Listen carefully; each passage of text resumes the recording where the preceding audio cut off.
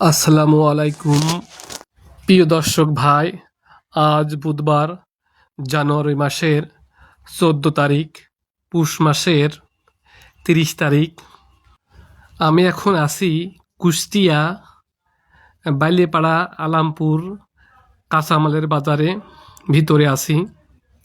এখানে কাঁচামালের বাজার দর কেমন কি যাচ্ছে আপনাদের জানাবো, এই ভিডিওর সাথে থাকবেন।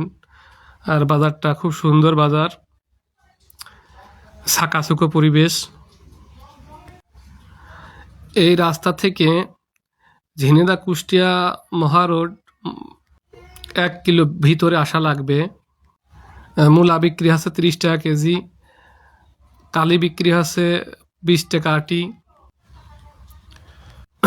সব ধরনের শাকসবজির দামই বেশি বর্তমান বাজারে, অনেক বেশি।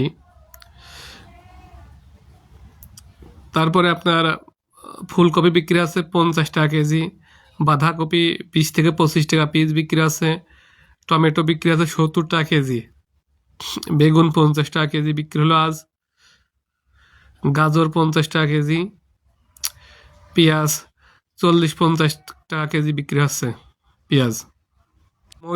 মরিচ 120 থেকে 30 টাকা কেজি বিক্রি হলো আজ। সব ধরনের শাকসবজি বাজারে শর্ট, সব ধরনের শাকসবজির দাম একটু বেড়েছে। এখন 12টা বাজে, এই কারণে এখনও হাটে কোনো কেনাবেচা শুরু হয়নি। বিকাল থেকে প্রচুর পরিমাণ ভিড় হয়, লোকজন হয়, বেচা কেনা খুব ভালো হয় এখানে। সবাইকে ধন্যবাদ।